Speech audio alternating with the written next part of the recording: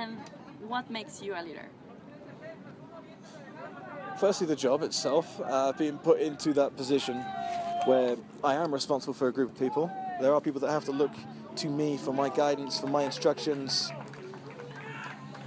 But I don't think it's necessarily something that I was born with.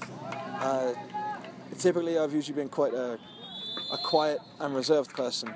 In coaching, I've had to develop these leadership skills and become more outgoing, more approachable, have better interpersonal skills. And doing this it's helped me in other areas of life. Like before, it's quite British to be reserved. If there's a problem, you hope it goes away. Whereas now it's not necessarily standing up to yourself, but it's more, you can take care of yourself a bit better, speak louder, be more assertive, without being rude, but be more assertive, take charge of things. And here in Mexico, I've got 3 teams of players that are at different ages, different stages of their football development, but also different stages of their life development. And in each of these scenarios, there's different circumstances at play. And again, by showing them the way and leading by example, the effects or the teachings you give to these players at these stages now are going to have effects on the rest of their life, especially those who are under the age of 8 years old. They're like sponges, they soak up so much information, and you are going to have a very big impact. So you've got to know what you're doing. You've got to be responsible, you've got to be honest, hard-working, you've got to have integrity. And having these things does not necessarily make you a leader, but I think it's imperative to good leaders, especially those with kids, to have these things. Can you trust your leader? Can you talk to your leader? Does your leader care about you? But is your leader firm? Are they disciplined? And I've had to learn all these skills over the years, and I've become a leader in this field, in this area. I've learned how to lead teams. I've learned how to inspire and motivate my players. And you learn individually, responding to different groups of people, the different personalities, what's going to work on this person. Now, they've had a bad performance. How can I pick them up? What works with one person might not work with another person. So what's the best approach to get the best out of this player? And a good leader can recognize that. And I've done lots of studies on psychology, lots of reading, and I've got lots of practical experience as well. The trial and error of actually going out there and coaching, thinking, did what I say have an effect? It didn't. Maybe I should try something else. Or it did. I'll use it again. I'll try it with another person, see if it has the effect on them. And you realize with the different personality types what you can and can't say, and what does and what doesn't work. And what type of leader do you consider yourself to be? It depends on the situation, because you've got to have, as we say back home, you've got to have different hats.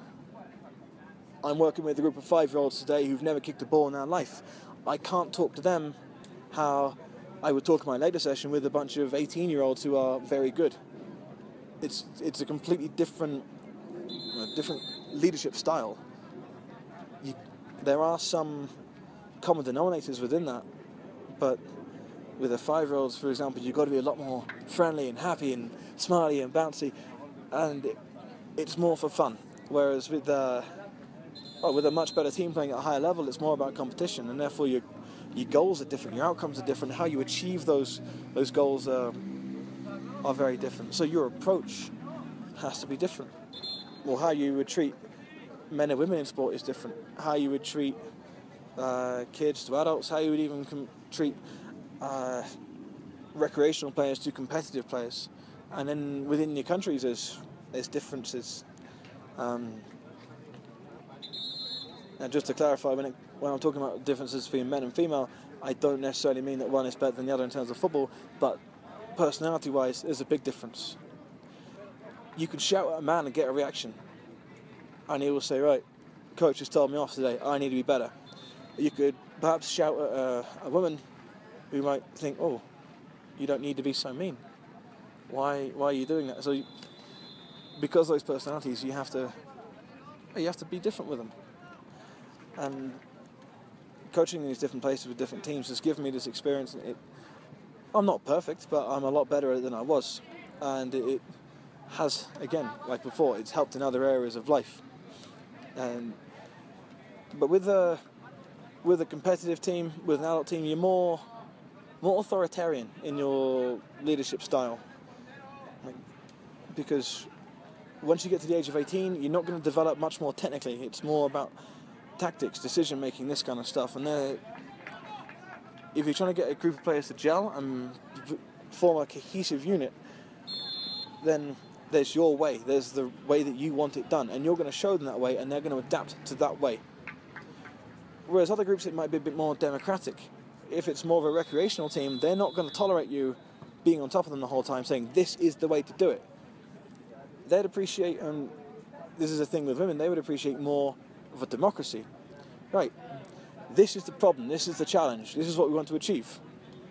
How do you think we should do that? Take on board some of their ideas. Obviously, have your own. And one way to get people to agree with you is to make them think it's their idea.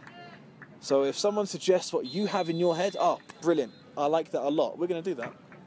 And then they think they have the ownership. If you can give someone ownership, they're more likely to go the extra mile for you, more likely to put it in because they believe it's more down to them.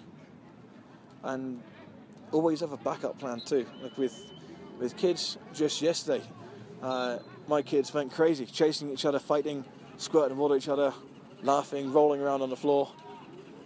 What can I do there? What I had planned is no longer applicable. I've got to figure out something else. And it's no use on the spot going, right, give me a second. You can't do that because then things get worse. Okay, right, we're going to do this. Okay, everyone over. And you've got to be enthusiastic because kids respond to that enthusiasm. Adults still need enthusiasm, but with the kid, it's very much your tone of voice and your facial expressions. That's what they respond to. If you did it with an adult, it'd be quite passionate. Hi, how are you today? You ready to play football? I don't know that doing that with men's teams, I'll probably get a slap. You've got to be careful. Can you tell us, who do you look up to as a leader and why? Well, from the world of football, there's many. And I've tried to learn a lot from them. Hopefully he never sees this, but I would have to admit I've learned a lot from my dad in terms of my ethics. And that I don't accept cheating, I don't encourage any of that kind of stuff. I'm honest and I value hard work above all else. I definitely think I got that from him and from my mum as well. When it comes to interpersonal skills, I was fortunate enough to learn about Walt Disney and everything that he does, and he can make anyone feel important. He makes everyone feel like they're part of the team, like they've got a role to play, they've got an important job to do. And every person on your team has to feel important. Whether it's your star player who scores all the goals, or whether it's the player who is always on the bench or only comes on occasionally, they have to feel important. They have to know that their job is worth doing and that you respect them and that you want them.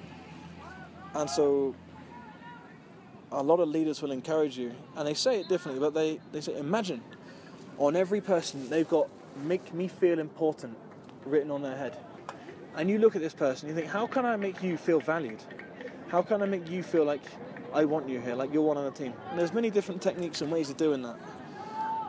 I've learned from watching football, from supporting my teams, the players who stand out the most to me from being a fan are the ones who have given everything to achieve the success that they have achieved. Varying levels of success, but they give everything they had to get there. For instance, I'll reel off some names. Robbie Savage, before he played for the team I support, he's one of the most hated players in the league because he annoys everybody.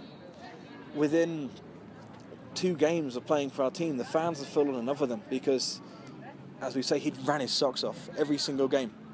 Kind of person that when he was 18 was about 6 foot tall and then finished his career about 5'5" because he ran so much he wore his legs out.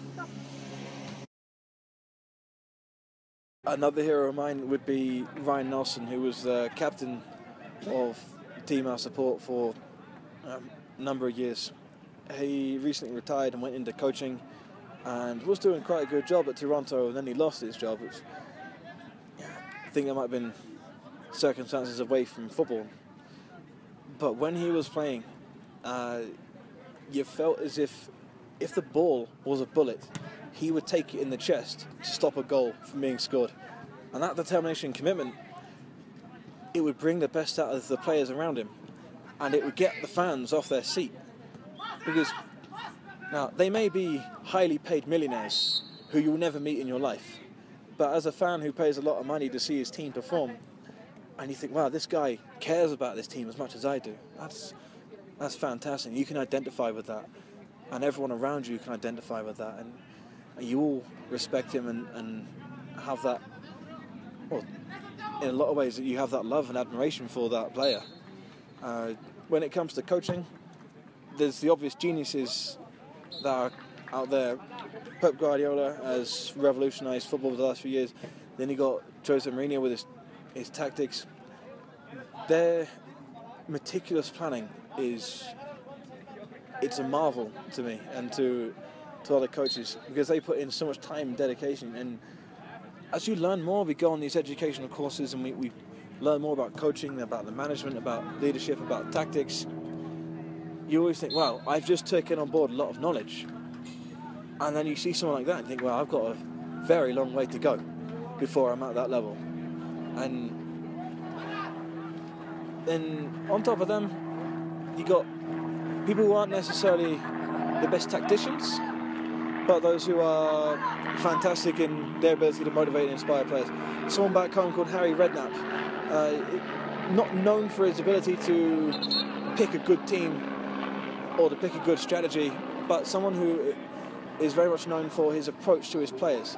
He makes them feel like $1 million, and they want to give everything to him and do everything they can to impress him and to be in his team, to work the hardest for his team. And then our personal favourites, you've got Mark Hughes, who played at Blackburn for a while. He was a player, gave everything.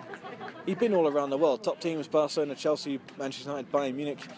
Then came to us to retire, came back as a coach a few years later, and he turned a team with very little talent into one of the most difficult teams to beat.